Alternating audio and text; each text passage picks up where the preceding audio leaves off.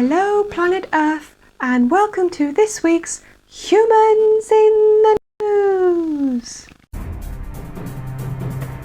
I'm going to start this week with something that I've talked about before, and like many of these recurring news items, I'm mentioning it because Boris is considering introducing something which he has in the past strongly asserted will never happen. This latest U-turn is regarding COVID passports, and poor Boris, who chooses policy based on what will make him popular, is really in trouble here because he can't win. And it's never occurred to him that he's in a position where responsibility is more important than winning. So things are going to get interesting, I guess, because he wants to keep his supporters happy and he wants to keep businesses happy. And there is, of course, a fair amount of overlap between the two. But if members of his own party are already screaming about their liberty infringed by lockdown, they're hardly going to support documentation that infringes their privacy. And it's not great for business either, because the people they most want to get out and spend money are also the people at the bottom of the list for a vaccine. So I'm sorry, Boris, this is a popularity contest you can't win. You'll just have to choose the most responsible option instead. Yeah, I'm not going to hold my breath. Anyway, now it's over to Blettin for something hugely informative and incredibly accurate, I'm sure. Over to you, Blettin. Today I'm going to talk about this lovely little gadget the humans have called the Large Hadron Collider. And they think this machine will help them figure out how the universe works. In fact, they think they've had a breakthrough in identifying a previously purely theoretical particle. But it's hard work for them because it's like baking a cake backwards. So they've scraped off the icing and they've broken up the sponge. But now they're rummaging through the crumbs to try and figure out which bits are egg and which bits are flour, when we all know it's the sugar they should be looking for. And that's sort of the bigger problem with humans. They never seem to be looking for the right things. So even when they have the perfect cake recipe and they've figured out the right ingredients in the right quantities, well, I'm not sure what they're going to do with it.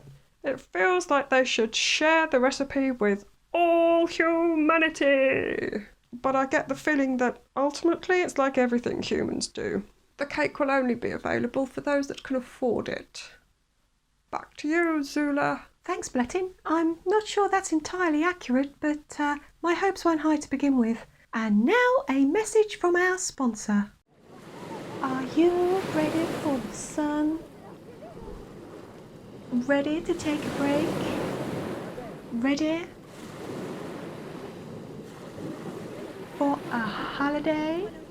Well, that's tough, because unless you're over 50 or you are seriously clinically vulnerable, you won't have had your jabs yet, and it looks like those are the only people going anywhere and doing anything. So, bad luck, people. Bad luck. Wow, you humans like to make things complicated, don't you? Now I'm going to hand over to Kure for the weather.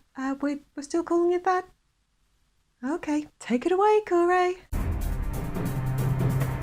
This week I would like to praise you lovely simple humans for some of the important steps you're taking. You're really going digital in a big way. You've had digital music, film and books for a while now, and cryptocurrency is on the rise. But now you have digital clothing and digital trading cards and digital works of art. And it's great. It's progress. You're not filling the world with stuff, items that are going to become waste in a few years' time. And yet already I can hear the people moaning about how these things aren't real.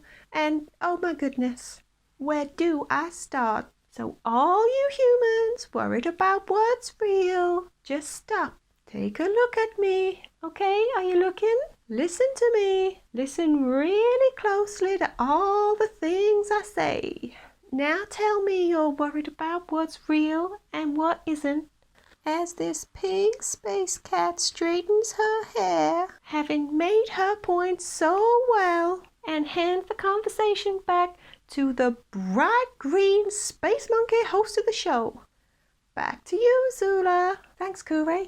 Interesting point. Anyway, moving on.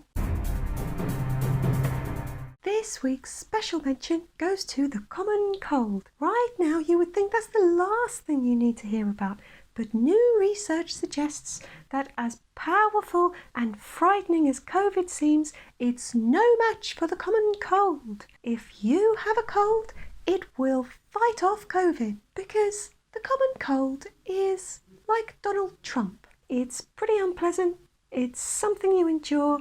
From the moment it arrives, you can't wait for it to go. But it's also shockingly resilient. People make accusations of sexual assault. It barely reacts. There are suggestions of nepotism and corruption, but they're brushed away. It mounts a coup, and yet it remains unmoved. Yes, the Trump-like common cold stubbornly and unpleasantly stays put, fending off even COVID, until it's finally gone and you're happy again, but at the back of your mind you know it'll be back.